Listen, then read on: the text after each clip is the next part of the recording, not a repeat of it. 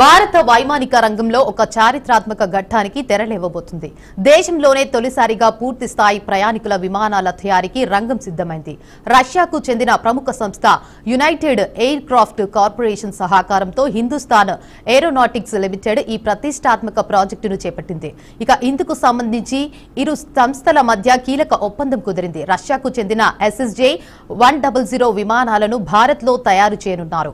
Twin engine narrow body కలిగిన ఈ విమానాలు దేశీయంగా విమానయాన సేవలను మరింత విస్తృతం చేయనున్నాయి. ముఖ్యంగా కేంద్ర ప్రభుత్వం ప్రవేశపెట్టిన ఉడాన్ పథకానికి ఈ విమానాల తయారీ భారీ ఊతాన్ని ఇస్తుందని హల్ తెలిపింది. టైర్ 2, టైర్ 3 నగరాల మధ్య ప్రాంతీయ అనుసంధానాన్ని పెంచే లక్ష్యంతో కేంద్రం 2016లో ఉడాన్ పథకాన్ని ప్రారంభించింది.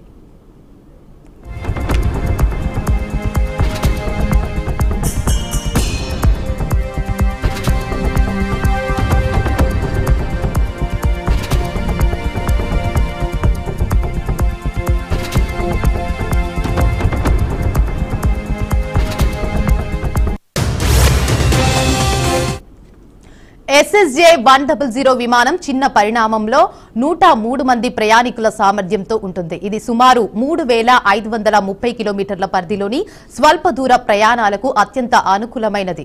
ప్రస్తుతం ప్రపంచవ్యాప్తంగా 16 విమానయాన సంస్థలు 200కు పైగా SSJ 100 విమానాలను నడుపుతున్నాయని Russia United Aircraft Corporation తెలిపింది. రష్యా నుంచి భారత్ ముడి చమురును దిగుమతి చేసుకుంటున్నందున అమెరికా అదనపు సుంకాలు విధిస్తున్న తరుణంలో ఇరు దేశాల మధ్య ఈ కీలక రక్షణ పారిశ్రామిక ఒప్పందం జరగడం అంతర్జాతీయంగా ప్రాధాన్యం సంతరించుకుంది.